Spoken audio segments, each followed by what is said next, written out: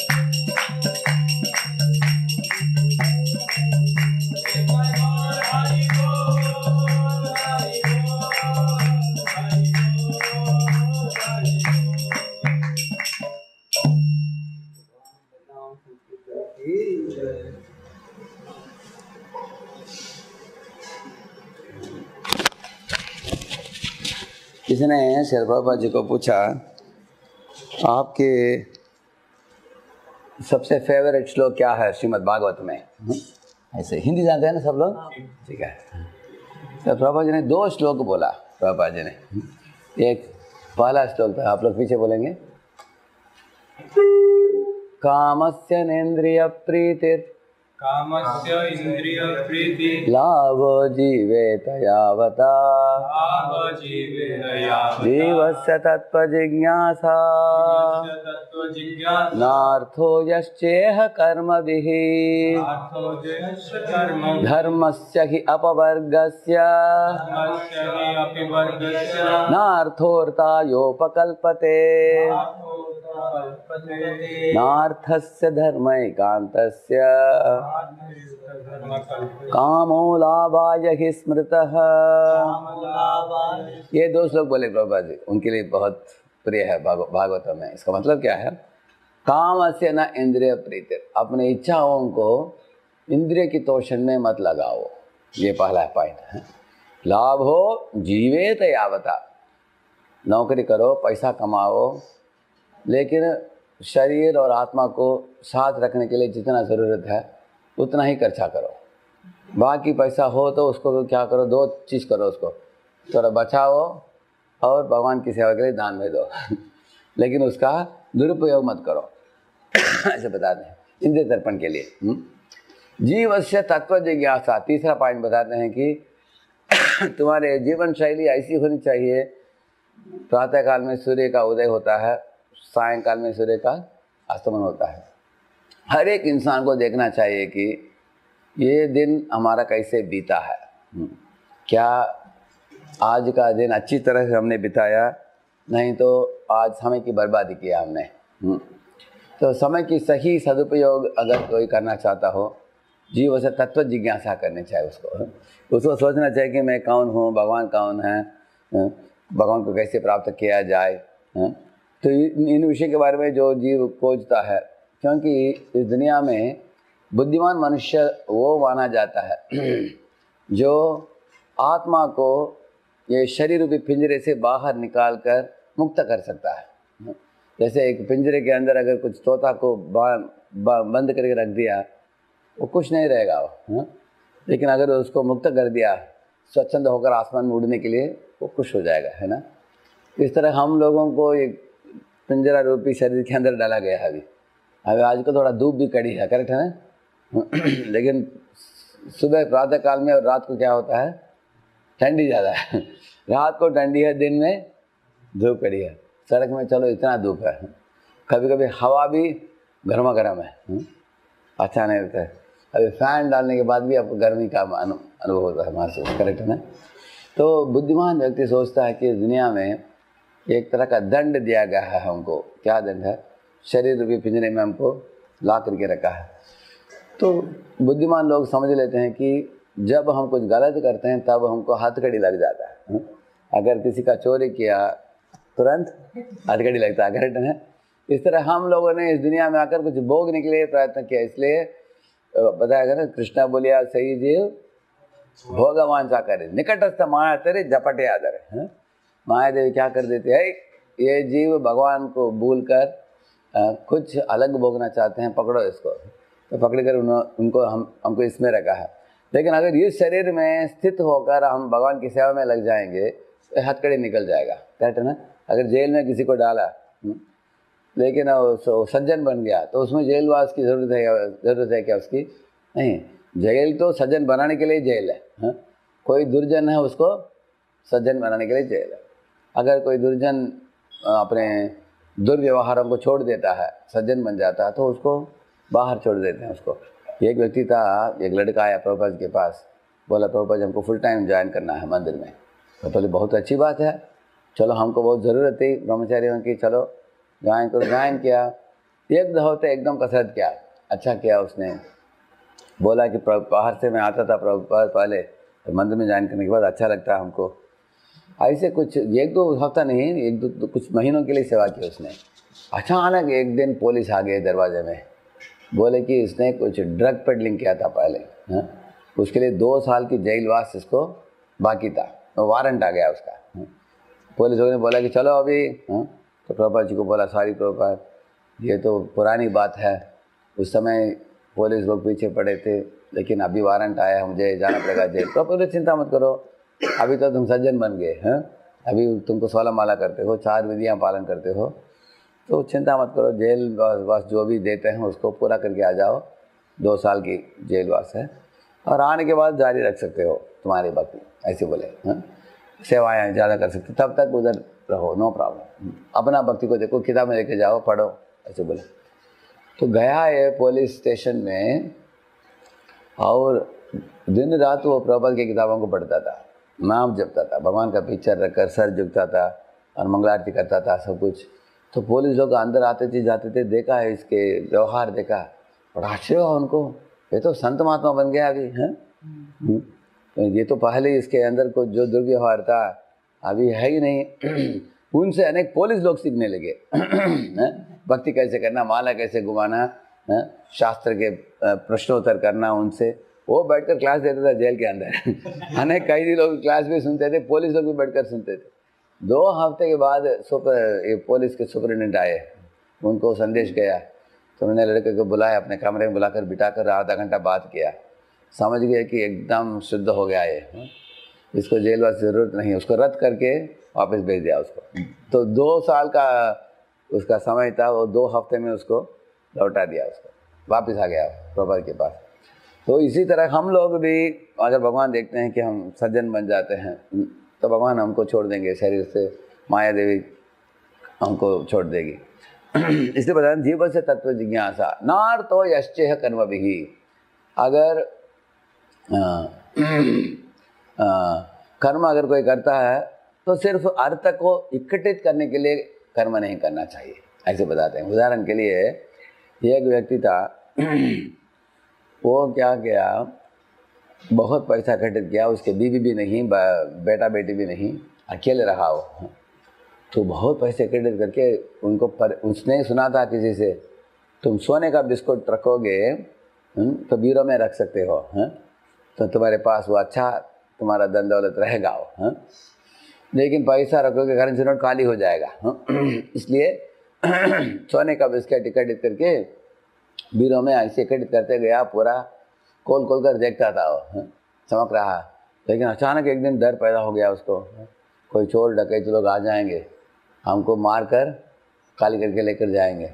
तो उसने सोचा कि मैं अकेले बस हूँ और बूढ़ा भी हो गया हूँ, अब हमारा 70-75 हो गया, क्या किया जाए।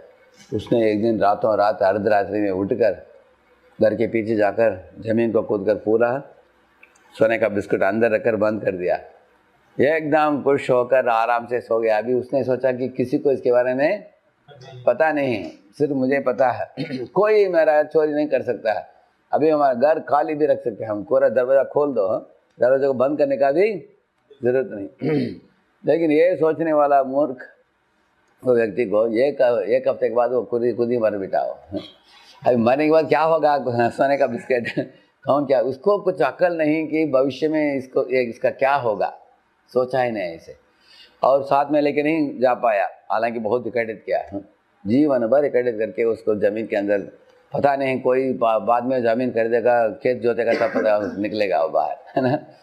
लेकिन दूसरा बुद्धिमान एक व्यक्ति था, उसके 3 बेटे थे उसके, तो उसको अंतिम काल जब आया, सब बेटों को बुलाया, तो पहला वाला बेटा बोला कि पापा मैं तो बिजनेसमैन हूँ, आप पूछ रहे हो कि क्या मेरा मृत्यु होने वाला, साथ में आओगे, मैं कैसे आ पाऊँगा आपके साथ। एक चीज़ मैं कर सकता हूँ, आपके जो भी पैसा है, आपके बिजनेस है, आपके घर दुकान इत्यादि दिया है हम लोगों को, मैं उसको अच्छी तरह संभालूंगा, हम जिम्मेदारी के साथ हम संभालेंगे, आप जा सकते हैं, नो प्रॉब्लम, ऐसे बोला उसने। बूढ़ा ने सोचा अरे ये तो बोल रहा है, टाटा बोल रहा है, चले जाओ, साथ में नहीं आएगा ये। दूसरा वाले को पूछा उन्होंने, वो दूसरा वाला पंचायत का लीडर बन चुका था, वो गांव के। वो बोला पिताजी मेरे बात मानने वाले सब लोग हैं गांव में, जब आपका मृत्यु होगा मैं एक चीज़ कर सकता हूँ, आपका दहन एकदम बढ़िया हो जाएगा, सारे गांव के लोग आ जाएंगे, आपके अंतिम क्रिया जब मैं करूँगा सब आ जाएंगे, और मैं ताली बजाऊंगा तो 10-10 लोग आ जाएंगे, तो वो ठीक सुष्ठु तरीके से हो जाएगा, आपको चिंता नहीं, ऐसे बोला। अरे वो तो ऐसे वो बोला तो इसको और भी बुरा लगा, ये तो हमको याद दिला रहा है कि आपको श्मशान में लेकर जाएंगे, जला देंगे, आयोजन करेगा।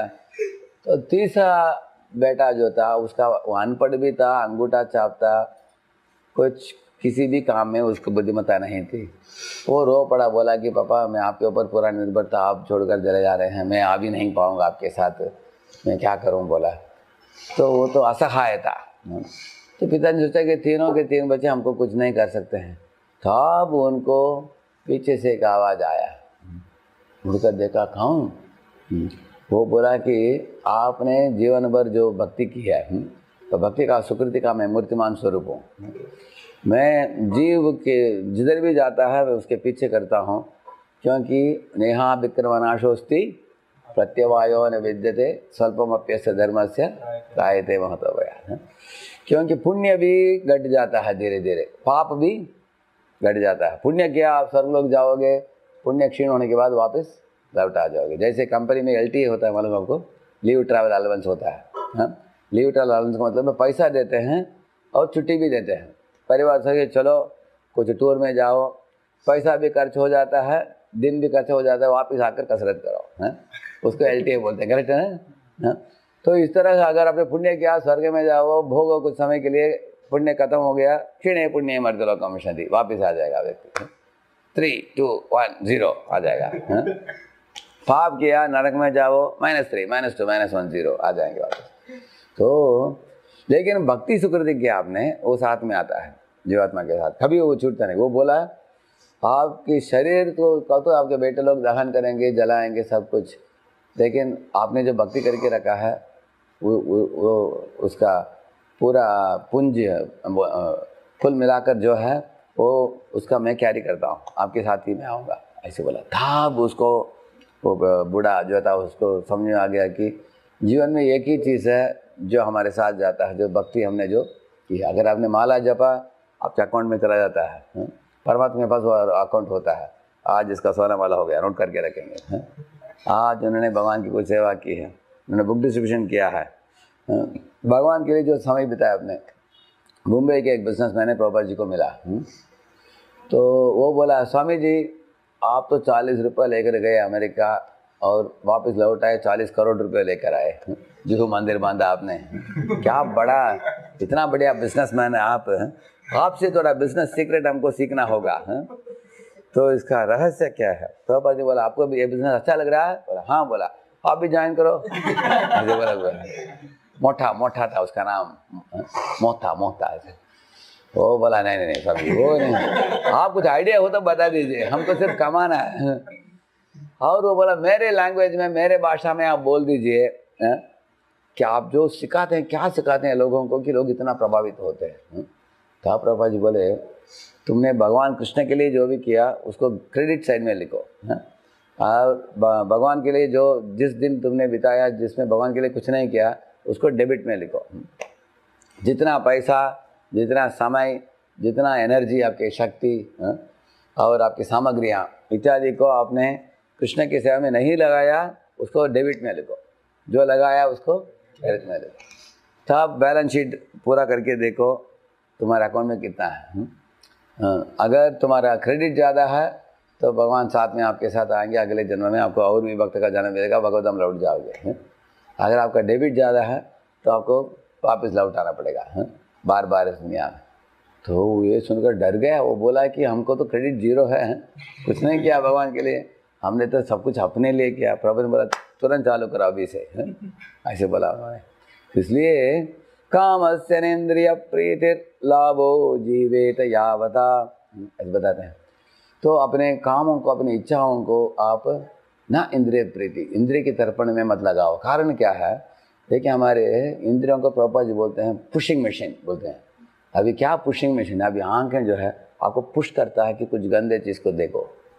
ऐसे कोई ट्रेन में जा रहा है, टकड़क टकड़क टकड़क, उधर कुछ तालाब है, झील है, कोई माताएं नहा रही है, उधर ऐसे देखेगा। अगर किसी का कपड़ा नहीं तो देख सकते हो, ऐसे देखेगा कपड़ा ठीक पहने कि नहीं। वो माताएं सोचते गाड़ी जा रहा है, थोड़ा अपने शरीर को छुपा रहे हैं, वो फिर भी वो देखने की इच्छा करता है मन, क्योंकि इसका मतलब क्या है, गंदगी है। इसलिए आंख के हमको क्या करता है, पुश करता है, देखो ऐसा। इस तरह जीवा जो होता है इसको अभी पता नहीं आप लोगों को मालूम है, बाकरी मालूम है आपको, बाकरी, जवार बाकरी, वो उसका एक स्टैंडर्ड है। अभी चपाती है, अभी पूरी है, तो अगर तीनों रखा गया है किसको आप उठाओगे खाने के लिए, बोला ऐसे पफड़ पूरी है, क्या खाएंगे पहले, कितने लोग पूरी खाएंगे ऑनेस्टली बताओ, करेक्ट है ना, वो अच्छा लगता है, करेक्ट है ना। लेकिन पूरी किससे बनाया जाता है, मैदा से बता, तो अंदर जाएगा तो चिपक जाएगा वो, अच्छा नहीं है, फिर भी हमको जिगवा के लिए अच्छा लगता है। डॉक्टर लोग बोलते हैं कि जितना मैदा खाओगे उतना तुम्हारे शरीर के लिए खराब है, बोलते हैं जो खराब है वो अच्छा लगता है हमको। तो उसके बाद क्या है, चपाती अच्छा है, चपाती में भी ग्लूटेन है बोलते हैं, लेकिन सबसे अच्छा डॉक्टर लोग क्या बोलते हैं, बाकरी, जवार।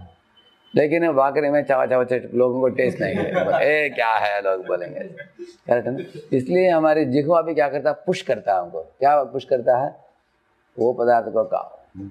अभी स्वीट खाते समय थोड़ा ज़्यादा स्वीट खा लिया तो अगले दिन आपको मोशन में प्रॉब्लम होगा, थोड़ा ज़्यादा ही खा लिया स्वीट। तो एक व्यक्ति को देखा ट्रेन में, मैं ऐसे 8 समोसा खा लिया उसने, वो बूढ़ा था, परिवार के सब लोग खा रहे थे, वो भी खा लिया। अगले दिन सुबह उठा चिल्ला रहा था। खाते समय अच्छा लगता है लेकिन बाद में तकलीफ होता है। तो जिह्वा भी पुश करता है, आंखें भी पुश करते हैं, और बाद में जननेंद्रिय भी पुश करते हैं इंद्रिय भोग के लिए, है इस तरह। तो सब इंद्रिय हमको पुश करते हैं, इसको प्रभुपाद बोलते हैं all our senses are pushing machine, ऐसे बोलते हैं। ये पुश करने वाले इंद्रियों को शांत कैसे किया जाए, तो उसके लिए बहुत सुंदर उपाय शास्त्र बताते हैं। ऋषिकेश सेवनम भक्ति रुचते, ये 3 स्टेप प्रोसेस है। अभी इधर है आपका इंद्रिय, पुश करते रहते हैं। तो ज्ञानी लोग, योगी लोग क्या करते हैं, इस स्तर से इस स्तर पर आते हैं, क्योंकि इंद्रियों को दमन करते हैं, इंद्रियों का क्या करते हैं, सुखा देते हैं। किसी ने पूछा, ये जो नागा बाबा होते हैं, ये लोग कैसे, इनके अंदर ये नहीं है, क्या बोलते हैं, ये इंद्रियों का पुश नहीं है ऐसे। ये लोग एक पंछी का अंडा खाते हैं, वो खाने के बाद नपुंसक हो जाते हैं, उसके बाद ये जननेंद्रिय में ये नहीं रहता, पुश नहीं रहता, इसलिए वो लोग कपड़े भी नहीं पहनते, करेक्ट है, वो सुखा देते हैं उसको। लेकिन वो सही मार्ग नहीं है, शास्त्र नहीं बताते। शास्त्र बोलता है कि तुम बाहरी इंद्रियों को सुखा सकते हो, लेकिन अंदर जितना वासना है तुमको उतना और जन्म मिलेगा तुमको, करेक्ट है। मान लीजिए अगर किसी का 80 उम्र हो गया लेकिन उसके अंदर अभी भी काम वासनाएं हैं, तो उसका मतलब क्या है, उसको अगले जन्म में और एक से मिलेगा, क्योंकि उन वासनाओं को पूर्ति करने के लिए। समझ में आ रहा है ना आपको। इसलिए हमको क्या करना चाहिए, सिर्फ बाहर इंद्रियों को बुरा मत देखो, बुरा मत बोलो, बुरा मत सुनो, ऐसे 3 बंदरों को देखा आपने? वो 3 बंदर जैसे सिर्फ इंद्रियों को दबाने से हम इंद्रियों को जीत नहीं सकते। तो इधर तो पुश करता रहता है इंद्रिय, इधर दबा देते हैं कुछ लोग, ज्ञानी लोग ऐसे। लेकिन इधर के लोग जो क्या करते हैं, इंद्रियों को सतपथ में, सही पथ में लगा देते हैं। जैसे आँखों से हम कृष्ण की खूबसूरती देखते हैं, जैसे कानों से कथा का श्रवण करते हैं, कीर्तन का श्रवण करते हैं, मुँह से या तो नाम जपते हैं, नहीं तो प्रसाद पाते हैं ऐसे। तो इंद्रियों को भगवान के साथ लगाते समय हमारे इंद्रियों का क्या अनुभव होगा, जैसे अगर आपको कुछ किचन में कुछ आग जल गया, आपके हाथ में जलन हो रहा है, तो एक बर्नल करके आता है, मालूम है आपको? तो बर्नल लगाने के बाद कैसे लगता है आपको? हाँ, ठंडक। इस तरह इंद्रियों को भगवान की सेवा में जब लगाते हैं, इंद्रिय शांत भी हो जाते हैं, खुश भी हो जाते हैं। ज्ञानी लोग सिर्फ शांत करते हैं, लेकिन भक्त लोग इंद्रियों को खुश करते हैं। जैसे आंखों को हम देखते हैं, राधा माधव अष्टसखी वृंद जब श्रृंगार करते हैं मायापुर में, कितना सुंदर दिखते हैं ना, ऐसे। इसी तरह भक्त लोग, ऐसा नहीं कि ज्ञानी लोग कभी कभी ये बुद्धिस्ट लोग, जैन लोग क्या करते हैं, खाते ही नहीं है वो लोग, दिन भर सुखा देते हैं पेट को, रात को ये कैरेट खाते हैं ऐसे। उनका सोचना है कि ज़्यादा खाने से क्या है, इंद्रियों में वीर्य बढ़ जाता है। लेकिन भक्त लोग भोजन को मना नहीं करते हैं, लेकिन भगवान को अर्पित जो प्रसाद आता है उसको ही खाते हैं, उसके द्वारा इंद्रियों को जीत लेते हैं वो, ऐसे पता है, करेक्ट में। इस तरह इंद्रियों को ऋषिकेश सेवनम भगवत। तो कामस्य न इंद्रिय प्रीतिर, इंद्रियों की तुष्टि। देखिए, इंद्रिय जब भौतिक पदार्थों की ओर दौड़ेंगे तब इंद्रिय जलेंगे, लेकिन इंद्रिय जब कृष्ण के पीछे भागेंगे वो दिव्य हो जाएंगे। जैसे एक लोहे को आग में डाल दिया तो तप जाता है वो, आग जैसे ही काम करता है वो। इस तरह हमारे मन और इंद्रिय भी भगवान से जोड़ने से एकदम निर्मल होकर परम आनंद का अनुभव करते हैं। तो ऐसे करते करते इसलिए उसका अभ्यास करना चाहिए हमको। तो काम से न इंद्रिय प्रीति, लाभो जीवित है, कमाओ पैसा, प्रॉब्लम नहीं कमाने में, लेकिन कमा कर बचाओ भी करो। जो सेविंग करता है वो बुद्धिमान है, जो खर्चा कर बैठता है वो मूर्ख है। क्यों? आजकल अगर आप सेविंग नहीं करोगे तो 60-70 के बाद काम करता रहना पड़ेगा आपको। अभी सेविंग नहीं करोगे तो दुनिया का हाल किसी को पता नहीं। युद्ध चल रहा है, उधर हमास और इसराइल के बीच में चल रहा है, उक्रेन और रशिया के बीच में चल रहा है, बांग्लादेश में बड़ा गड़बड़ है, प्रॉब्लम अभी हुआ है। वो क्या बोलते हैं, कट्टरपंथी लोग बोल रहे हैं निकालो इन लोगों, करेक्ट है, बड़ा समस्या है। दुनिया के कोने कोने में, इतना ही नहीं, अनेक संस्थाएं चालू हो गए आजकल जो आध्यात्म के नाम में बहुत कुछ कर रहे हैं, और उनको पुलिस सू कर रहा है। धार्मिक लोग, अगर एक धार्मिक संस्था कुछ गलत कर दिया, सब धार्मिक संस्थाओं को लोग सोचते हैं कि ये खराब है, करेक्ट है ना। जैसे एक डॉक्टर के पास आपने जाकर दान दिखाया, दान ठीक कीजिए, वो दान तो तोड़ दिया उसने, आप बोलेंगे अरे सब डेंटिस्ट बेकार है, ऐसे बोलेंगे। सब डेंटिस्ट बेकार नहीं है, किसी ने तोड़ दिया, सब लोग ऐसे नहीं करेंगे, लेकिन लोग ऐसे सोचते हैं मूर्खता से। इसलिए भविष्य कैसे होगा हम बोल नहीं सकते। इसलिए क्या करना चाहिए, नौकरी करते हैं तो जितना कम हो सकता है उतना कम खर्चा करो, बचाओ। इस तरह कुछ प्रतिशत दान भी भगवान की सेवा में दो, 5%, 10%, 20% जो भी हो सकता है देना चाहिए। तो भगवान को जो दोगे, क्योंकि लोगों के लिए बहुत प्रिय क्या है, पैसा है, क्योंकि पैसा से ही बाकी सब चीज़ें मिलता है इस दुनिया में। इसलिए अगर आपने पॉकेट से पैसा दिया, भगवान के भक्तों को दिया आपने, तो क्योंकि मन में ये विचार रहता है कि हमने पैसा दिया, जाकर देखते हैं लोग क्या करते हैं उस पैसे को लेकर, तो मंदिर में जाएगा, जाकर भक्त बन जाएगा क्योंकि लोग देने वाले लोग पूछते हैं बाद में क्या किया आप लोगों ने पैसा लेकर, है ना, ऐसे। तो इस तरह से कामस्य न इंद्रिय प्रीतिर लाभो जीवेत यावता, और आत्मा और शरीर को साथ में रखने के लिए जो कमाना है कमाओ, कमाने में, लेकिन इतना कसरत मत करो 16 घंटा 14 घंटा की आपको भक्ति के लिए समय नहीं मिलता है। तो अगर परिवार में हो तो 3 चीज़ है भगवान के लिए, प्रातःकाल में समय, दिन में काम धंधा, शाम को परिवार के लिए थोड़ा समय देना, एकदम संतुलन के साथ संतुलन जीवन जीना चाहिए ऐसे। और अगर कोई ब्रह्मचारी है, विद्यार्थी है, तो उनके लिए कास्ट क्या है, उनका ड्यूटी है पढ़ाई है और उनके भगवान की सेवा है। आप लोग अभी फ्री बर्ड हो विवाह तक, विवाह होने के बाद तभी बीवी बच्चों का भी सेवा, वो उनका भी देखभाल करना वो जुड़ जाता है। माता पिता बीवी बच्चों का भी वो एडिशनल ड्यूटी है परिवार के लिए। लेकिन अगर कोई विद्यार्थी है, आपको दो ही चीज़ है, अच्छा पढ़ाई करो, अच्छा भक्ति करो, रेलवे लाइन, करेक्ट है।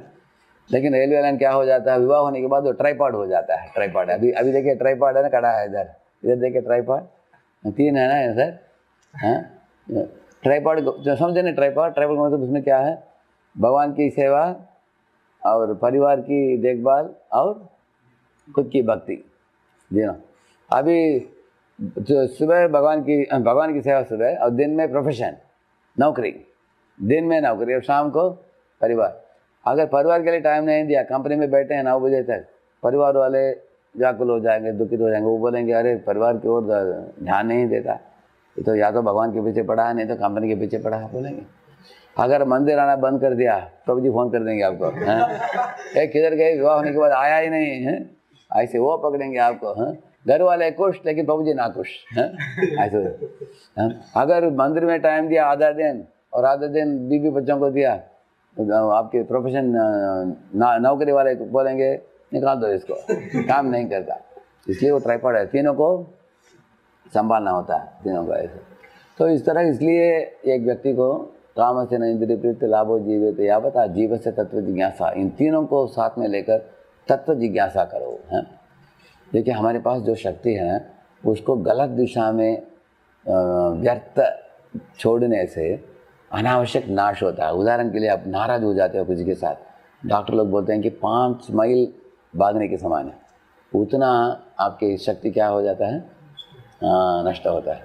इसी तरह वीर का स्खलन होता है, उसमें भी बहुत कुछ शक्ति जो इकट्ठित किया हमने, उसका नाश होता है। इस तरह कोई किसी को जाकर देख कर जलता है, अरे उसके पास इतना पैसा, बड़ा गाड़ी है, ऐसे देखकर जलता है बहुत, वो जलने में भी बहुत आपका शक्ति का नाश होता है। लेकिन जो भक्ति में जुड़ता है, ये उसके काम क्रोध लोभ इत्यादि धीरे धीरे मिटते जाते हैं उसके। तो हमारी शक्तियों को कंजर्व करके लगाओ भगवान की दिशा में। जीव से तत्व जिज्ञासा ना तो यश्चेह कर्म भी, सिर्फ कर्म अर्थ को कमाने के लिए नहीं, क्योंकि वो पहला वाला बोला ना मूर्ख, वो पैसा इकट्ठे क्या गोल्ड बिस्किट खरीदा, धरती के अंदर छुपा कर रखा, मर मिटाओ। और जिधर उसका शरीर को जलाकर राख बनाकर धरती में छोड़ा, इसी तरह उसके सोने के बिस्किट भी उधर ही रहे। करेक्ट है ना। लेकिन उसका प्रभुपाद जी अमेरिका में देखा, ऐसे एक बड़ा मकान था, वो कंपाउंड वाल था, बगीचा था, बाहर एक पेड़ खड़ा था, लेकिन पेड़ ऐसे अपने डाली को ऐसे वो कंपाउंड के अंदर एक मकान था, उसको छू रहा था। प्रभुपाद चलते चलते बोले, देखो पूर्व जन्म में इस घर का मालिक होगा, अभी एक पेड़ बन गया तो घर के ऊपर इतना आसक्ति को छू रहा है अपनी डाली से।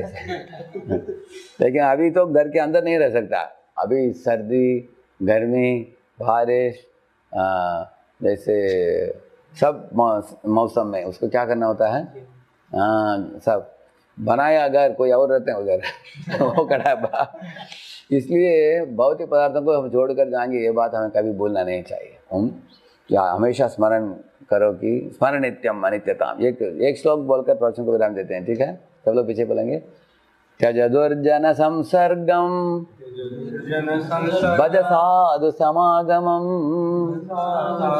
कुरु पुण्यम अहोरात्रम स्मरण नित्यम अनित्यताम। ठीक है, त्यज दुर्जन संसर्गम, दुष्ट लोगों का संग त्याग दो। कभी भी मंत्रा जैसे शकुनी जैसे लोगों के साथ संग मत करो, दूर रहो उन लोगों से। भज साधु समागमम, अच्छे साधु महात्माओं के संग में आओ। तो प्रभु जी इसलिए उधर भुवनेश्वर मंदिर से आकर इधर रहते हैं प्रभु जी, ताकि प्रवचन हो कीर्तन हो आप लोग आ सकते हैं। भज साधु समागम और कुरु पुण्यम अहोरात्रम, दिन रात कृष्ण भावनामृत सुकृतियों को आप इकट्ठित करते जाओ। क्योंकि वो 3 पुत्र वाला का कहानी में बोला मैंने, करेक्ट है ना। वो 3 लोग जा नहीं पाए उसके साथ, साथ कौन गया उसके साथ, इसलिए उसको इकट्ठित करते जाओ। और चौथा है स्मर नित्यम अनित्यता, हमेशा स्मरण करो कि ये दुनिया अनित्य है, आज है कल नहीं रहेगा।